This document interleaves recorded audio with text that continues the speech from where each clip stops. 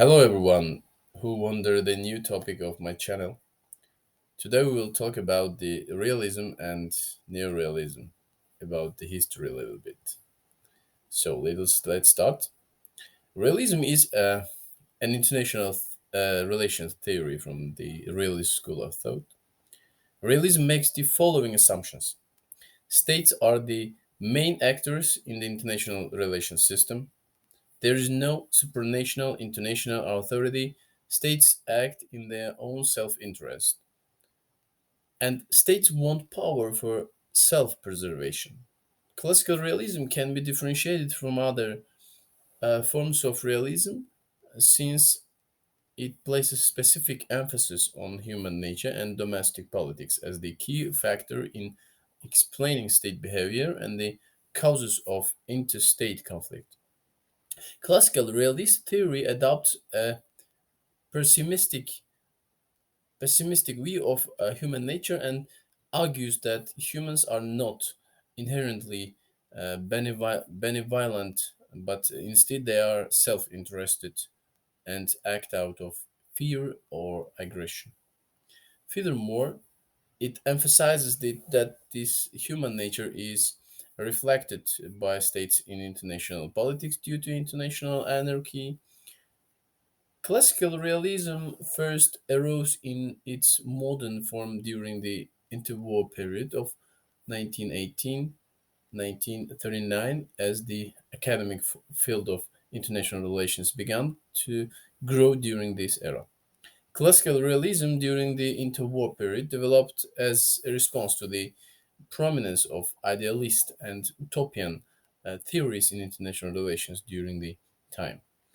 Liberal scholars at the time attributed conflict to poor social conditions and the political systems, whilst prominent policymakers focused on establishing a respected body of international law and institutions to manage the international system. These ideas were critiqued by realists during the 1930s. After World War II, classical realism became more popular in academic and foreign policy settings. E. H. Carr, George Kennan, Hans Morgenthau, Raymond Aron, and Robert Gilpin are central contributors to classical realism. During the 1960s and 70s, classical realist theories declined in popularity and became less prominent as structural realism. Structural realism is a neorealist. It's a neorealism. Structural realist theorists argued against using human nature as a basic of analysis and instead proposed that explaining it interstate conflict through the anarchic structure of the international system was more empirical. In contrast to neorealism, classical realism argues that the structure of the international system shapes the kinds of behaviors that states can engage in but doesn't determine state behavior. In contrast to realism, classical realists don't hold that state's main goal is survival. State behavior is ultimately uncertain and contingent. So, neorealism. Neoclassical realism is an approach to foreign policy analysis that seeks to understand international politics by taking into account the nature of the international system, the political environment within which states interact. Taking neorealism as their point of departure, neoclassical realists argue that states respond in a large part to the constraints and opportunities of the international system when they conduct their foreign and security policies, but that their responses are shaped by unit level factors such as the state society relations, the nature of their domestic political regimes, strategic culture, and leader perceptions.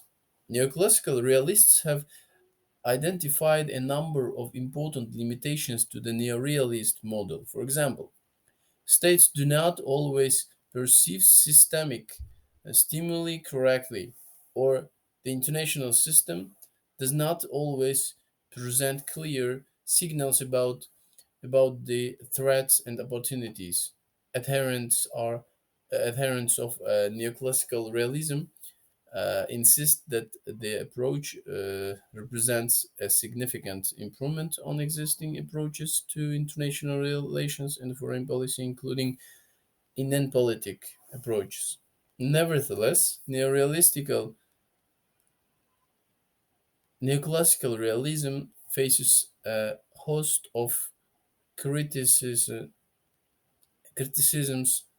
such as the claim that it's comparatively inefficient and that it is impossible to separate international and domestic variables. To overcome these challenges, neoclassical realists need to consider a few key avenues for future research, such as generating well specified neoclassical realist theories of foreign policy and devoting more attention to the domestic politics of international cooperation in order to shed the competition bias of neoclassical realism. So uh, it's the a little bit about the classical and neoclassical realism. I hope it was um, some profitable, beneficial information, important information for you.